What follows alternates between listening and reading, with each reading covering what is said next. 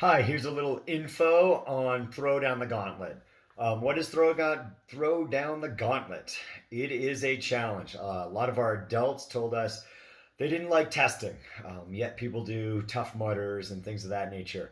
It is a challenge. It's a way to test our techniques in Krav Maga. It's always been a big part. We don't do tournaments. We don't do any sport type of things in Krav Maga. Testing is a challenge. So we just changed the name to Throw Down the Gauntlet. We're issuing a challenge. Can you do those techniques under stress? We see people prove to themselves all the time that they can do it. That's the big part of it. Hey, I got surprised by this choke and this drill in the test, and I did it. Or my training's paying off. You can see that. Or you can see that, whoa, under stress, maybe I need to dedicate myself a little bit more to my training.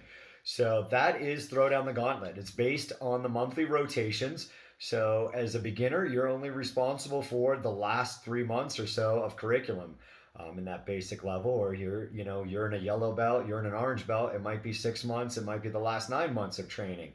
But when you're a white belt, it's based on your first 3 months of training. So that monthly rotations that we're doing, everything that's beginner. You're not responsible for the advanced or intermediate stuff on those rotations. You're responsible for the basic stuff.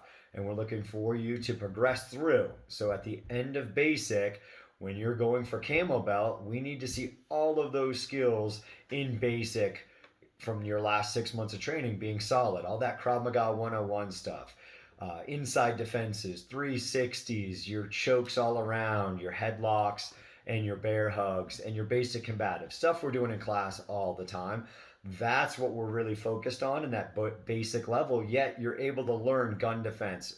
And what we're seeing with that over the last 5 years now is our beginners are more well rounded than in years past. In my 20 years of Krav Maga, our students are so much more well-rounded here in the last 5 years doing this rotating curriculum. We have guys in the gym of 10, 12 years, and they constantly say, oh my gosh, these green belts are so much better than we were at that level. So it's one of the benefits of training here at rmsdf. We do things a lot different than most other Krav Maga gyms across the country. You're stuck in yellow belts and maybe orange belt curriculum.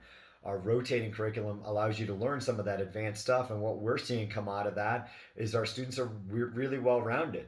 So we've had students not know what to do in a bear hug, and yet I yelled, just do something, fights on, do something, and they're doing something. They're going to their basic combatives, they're fighting, they're struggling.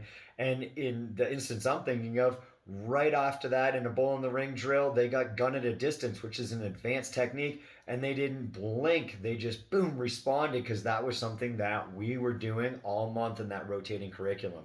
So I'm trying to lose track, and I don't want to edit, but white belts, the biggest thing is don't quit. Don't quit.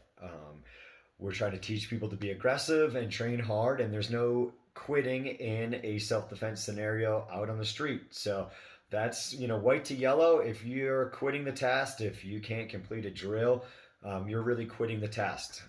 If you are going at 1%, you just refuse to quit. The technique doesn't have to be amazing at all. It's just about not quitting. That is the number one thing we're trying to get from white to yellow, is people to be aggressive and not quit. Like, I cannot quit when I'm defending my family. I'm sure I could talk about it more, and you guys are learning it, but here's just a quick video for those of you guys that are new to the gym.